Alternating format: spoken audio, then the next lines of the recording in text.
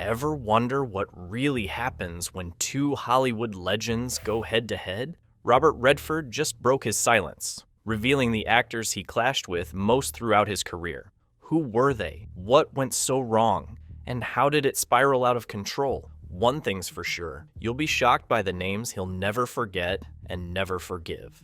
Before we move on, I'd like to ask you a small favor. If you appreciate this content, please take a second to like this video and subscribe to the channel. Over 98% of you watch the videos without subscribing. It costs you nothing, but it makes a huge difference to us. So, did you click the subscribe button? Great, thank you so much. Now, back to the video. Number 1, Gene Hackman.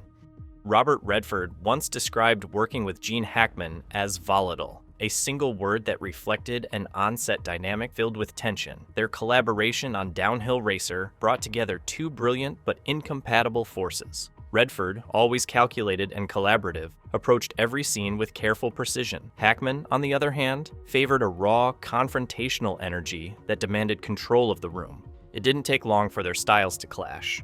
One key moment spelled disaster for their working relationship. During a complex lighting setup, Hackman grew impatient, dismissing the crew's efforts and demanding they move faster. Redford, who had been working closely with the team on visual continuity, saw this as not only disruptive, but deeply disrespectful. Onlookers noted the sharp exchange that followed, where Hackman's blunt criticism collided with Redford's calm but firm demeanor. From that point on, any chance of a truce seemed impossible. The relationship soured to the point that, by the end of filming, the two weren't even on speaking terms, and according to those close to the production, they never would be again. Up next is an actor who challenged Redford in a way that took the tension far beyond the set. Number 2, James Woods. Robert Redford doesn't just avoid James Woods, he drew a clear line, refusing to work with him ever again. Woods, known for his charismatic intensity on screen, also carried a reputation for being outspoken and fiercely opinionated. While his candid approach earned respect from some, it clashed sharply with Redford's quieter, more pragmatic persona. The turning point came during a casting session in the late 70s. Redford and Woods found themselves in a heated debate over Vietnam policy, a topic deeply personal to both, but from opposite perspectives. Witnesses said it wasn't just an argument, it felt like a battle. Woods' tendency to dominate conversations only added fuel to the fire. At one point, he reportedly dismissed Redford's viewpoint as short-sighted, pushing the disagreement beyond professional bounds. The clash solidified Redford's decision. On the casting notes, one phrase stood out: never, ever. For Redford, this wasn't just about one bad encounter. It was a fundamental incompatibility, both socially and creatively. But where ideological differences defined this break, the next actor's clashing approach disrupted Redford on a creative level he wouldn't soon forget.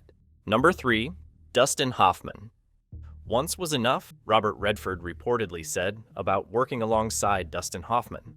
Their collaboration on All the President's Men produced a cinematic masterpiece, but the on-set environment told an entirely different story. Redford's meticulous, calculated approach to acting clashed severely with Hoffman's love of improvisation and frequent tweaks to the script. Hoffman was known for his spontaneous nature, often altering scenes on the fly. While some crew members found this creative and exciting, Redford saw it as unnecessary chaos.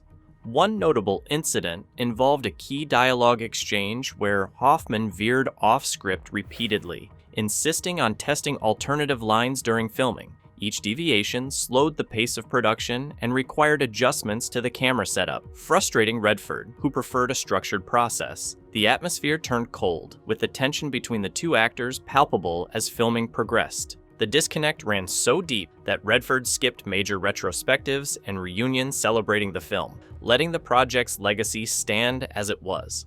But if Hoffman's unpredictability caused artistic friction, the next actor frustrated Redford for entirely commercial reasons. Number 4, Tom Cruise. Imagine pouring your heart into a passion project, only to watch it unravel thanks to a co-star's fixation on optics. For Robert Redford, Lions for Lambs was supposed to be a razor-sharp political drama, stripped down to focus on its emotional and ideological weight. But Tom Cruise, who not only starred in the film but also served as a producer, had a different vision entirely. Cruise's corporate mindset pushed for a polished, marketable package, creating immediate tension between the two. Redford wanted the story to feel raw and human. Cruise, by contrast, obsessed over details like wardrobe and lighting, aiming to craft a more global image. During rehearsals, Cruise went as far as requesting stylists to be on hand, ensuring his physical silhouette looked perfectly disciplined on screen. Redford later said, "I wanted the scene to show vulnerability. He wanted it to show symmetry." That philosophical disconnect turned day-to-day collaboration into a slog, and the film's lukewarm reception only deepened the frustration.